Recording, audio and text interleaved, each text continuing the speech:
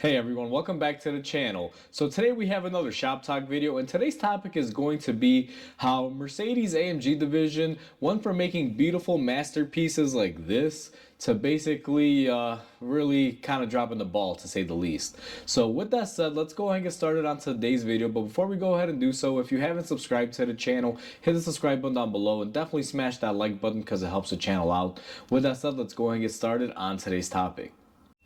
So just like I mentioned in the intro, today we're going to be talking about AMG and how it has fallen off the past couple years. Now, before you Mercedes and AMG lovers basically set your keyboards on fire, commenting saying, Mike, you suck, you can't afford a Mercedes, you wish you had an AMG, and all that hateful stuff that people like to write in the comments nowadays, just let me stop you there, take a breather, and let me explain something to you.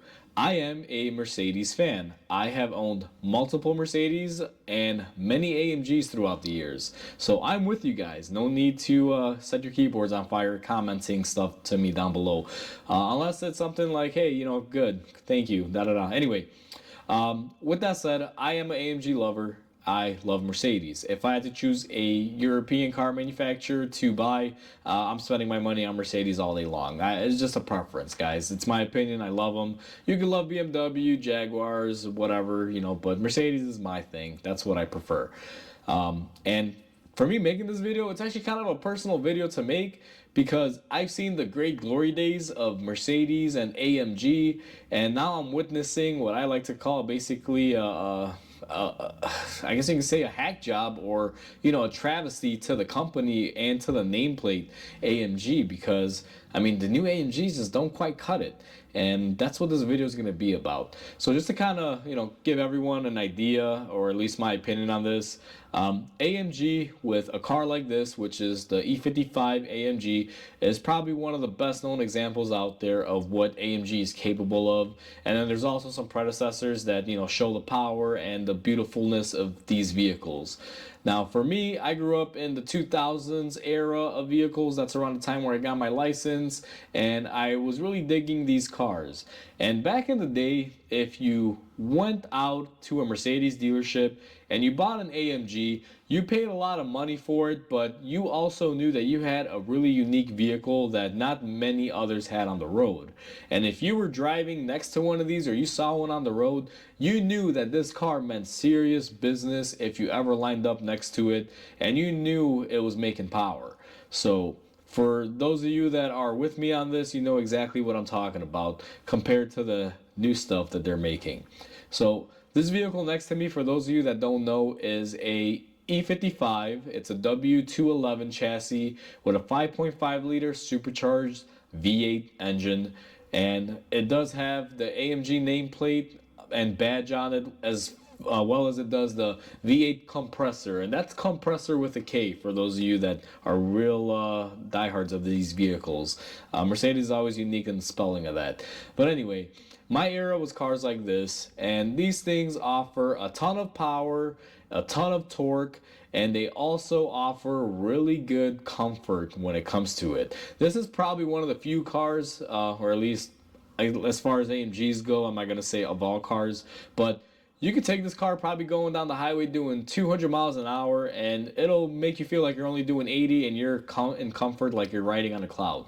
They're absolutely wonderful cars to drive. They are engineers from the ball joints to the roof. I mean, everything is engineered perfectly on these cars to work together. AMG really did their homework on these and made these things very stable cars. And that just goes to show, because this car is over 20 years old and over 200,000 miles on it. And guess what? This thing still packs a punch and still has the original drivetrain with just, various repairs throughout the years, just like any car would get.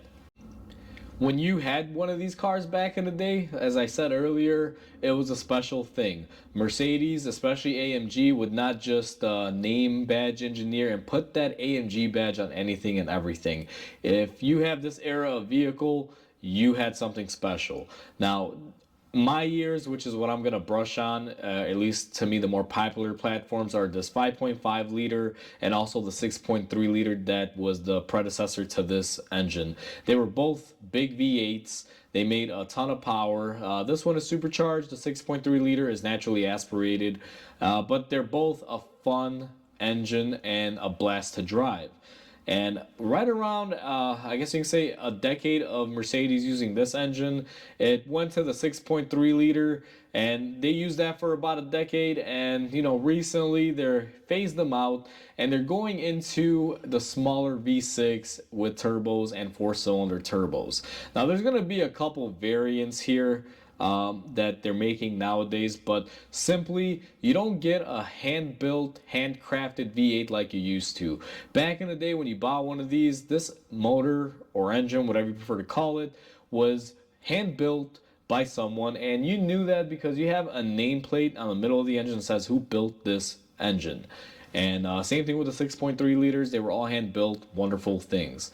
Now, let's stop talking about the older generation Mercedes, the Mercedes that pretty much put AMG on the map and built them up, and let's fast forward to today's AMGs.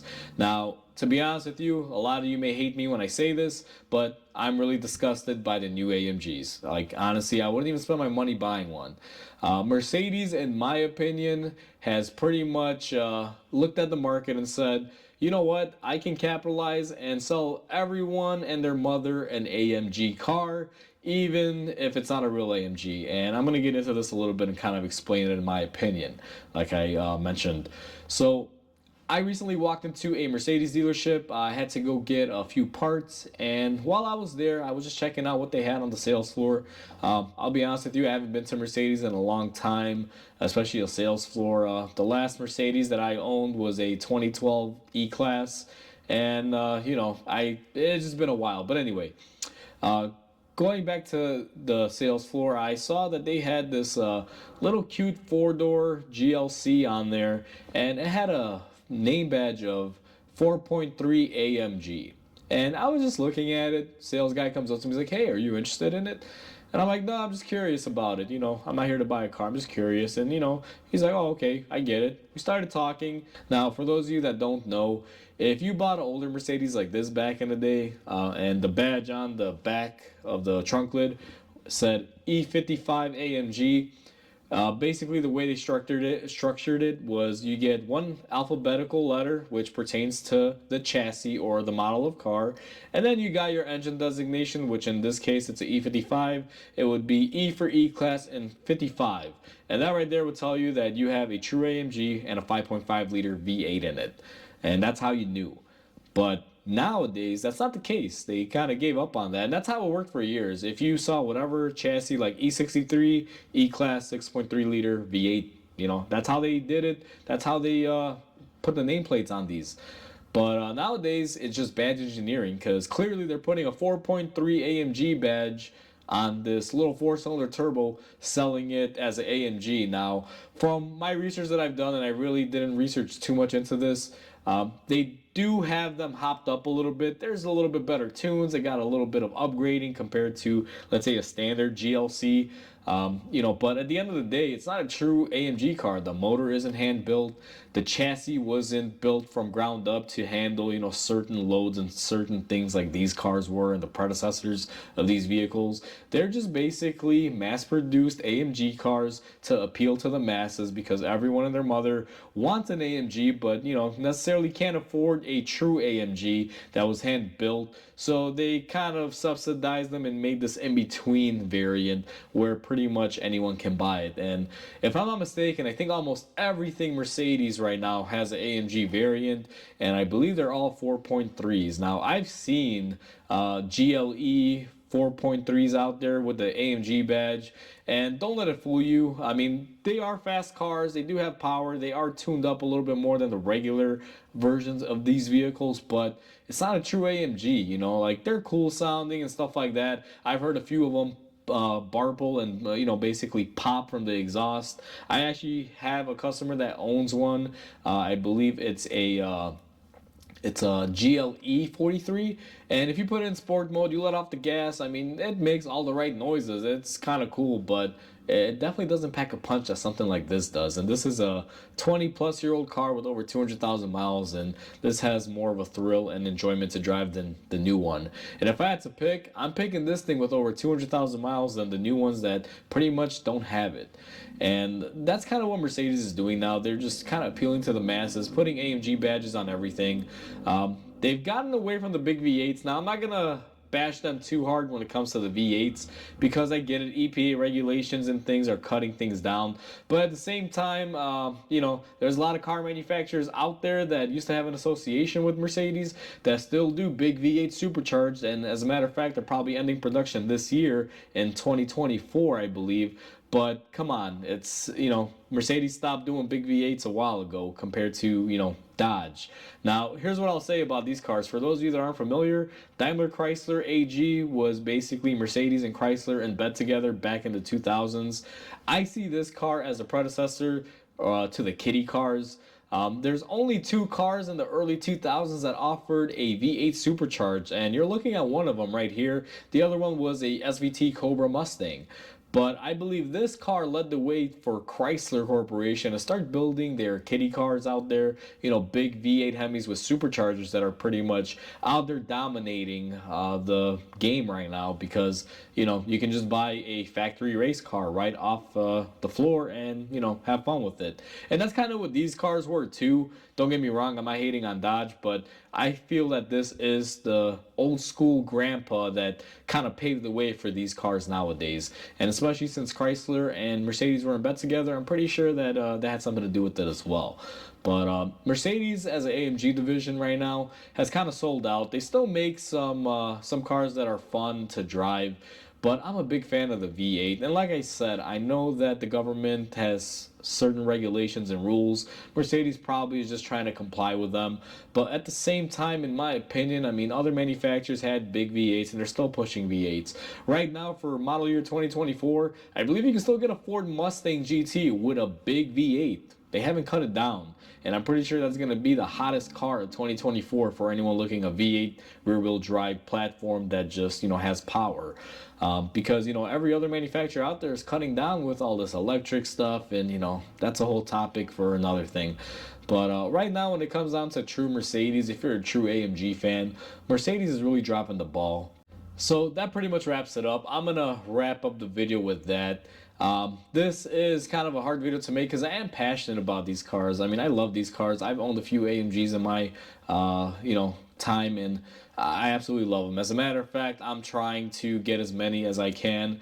And even this one sitting next to me, I have pretty much told the owner, if you want to sell it, I'm interested because they're just wonderful cars. And, I want to, I guess you can say, collect them at this point because it's just from a bygone era that I don't think we're ever going to get these things ever again, especially not the way things are going nowadays. But that's pretty much it. I would definitely love to hear your guys' comments and opinions on this. Let's try to keep it nice. If you like the new Mercedes AMGs and you think they're the best things ever made, by all means, more power to you. But this video is solely based on my opinions and where I believe they fell off. And a lot of people would probably agree with me. So, it is what it is. And Mercedes, if you're watching this video, this isn't meant to be a bash or anything. I love your vehicles. I've been an AMG guy and a Mercedes guy since I can remember. But, I miss the V8s. Hopefully, do something. Bring them back. Like, these things are where it's at. They're wonderful. So hopefully you guys enjoyed this video. As always, please comment, like, and subscribe because it definitely helps the channel grow. I hope everyone has a wonderful day, and I'll catch you on the next video.